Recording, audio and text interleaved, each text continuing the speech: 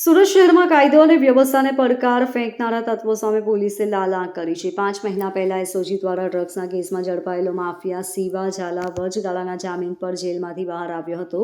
Jail મુક્તિ બાદ તેણે કાયદાનો ડર રાખ્યા વગર પોતાની શાન બતાવવા માટે જાહેરનામાનો ભંગ કર્યો હતો। સફેદ લક્ઝરી ગાડી અને ગેંગસ્ટર ગીતોના બેકગ્રાઉન્ડ મ્યુઝિક સાથે તેણે સોશિયલ મીડિયા પર વિડીયો અપલોડ કરી પોલીસને ખુલ્લી ચેલેન્જ આપી હતી, જેને પગલે સ્લાબતપુરા પોલીસ એક્શન મોડમાં આવી ગઈ હતી। પોલીસના કડક વલણને જોતા ગણતરીના કલાકોમાં ડ્રગ્સ માફિયા શિવા ઝાલાની શાન ઠેકાણે આવી ગઈ હતી। જે શિવા ઝાલા સોશિયલ મીડિયા પર પોતાની ગેંગનો પ્રભાવ પાડી રહ્યો હતો, તે જ શિવા ઝાલાએ હવે કાન પકડીને જાહેર જનતા અને પોલીસની માફી માંગવી પડી રહી છે। તેણે કબૂલાત કરી હતી કે જેલમાંથી વચગાળાના જામીન પર આવ્યા બાદ તેના સમર્થકો દ્વારા ફટાકડા ફોડીને જે ઉજવણી કરવામાં આવી હતી તે કાયદાનું ઉલ્લંઘન હતું। ભવ્ય સ્વાગતના વિડીયો વાયરલ કરીને તે પોતે કાયદાથી ઉપર હોવાનો જે ભ્રમ ફેલાવી રહ્યો હતો તેનો સુરત પોલીસે સચોટ રીતે અંત આણ્યો છે।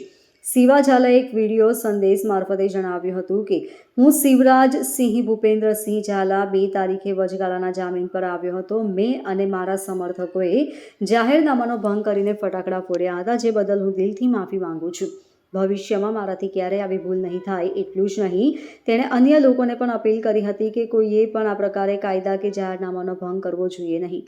પોલીસની આ કાર્યવાહીથી અસામાજિક તત્વોમાં ફફડાટ વ્યાપી ગયો છે। ડ્રગ્સ માફિયાઓ જ્યારે જેલમાંથી બહાર આવીને શક્તિ પ્રદર્શન કરતા હોય છે ત્યારે સામાન્ય જનતામાં ભયનો માહોલ પેદા થતો હોય છે, પરંતુ સુરત પોલીસે શિવા ઝાલા પાસે કાન પકડાવીને સાબિત કરી દીધું છે કે કાયદો સર્વોપરી છે।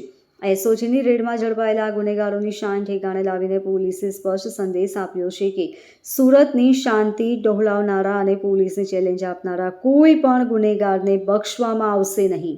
હું શિવરાજસિંહ ભૂપેન્દ્રસિંહ ઝાલા 2 તારીખે વચગાળાના જામીન ઉપર પેરોલ ઉપર આવ્યો હતો અને પેરોલ ઉપર આવી અને જાહેરમાં મેં ફટાકડા ફોડ્યા હતા અને ફટાકડા ફોડી અને કાયદાનો મેં ભંગ કર્યો હતો।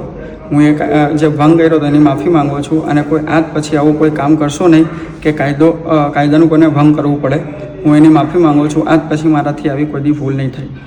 Bureau report LK star news, Surat.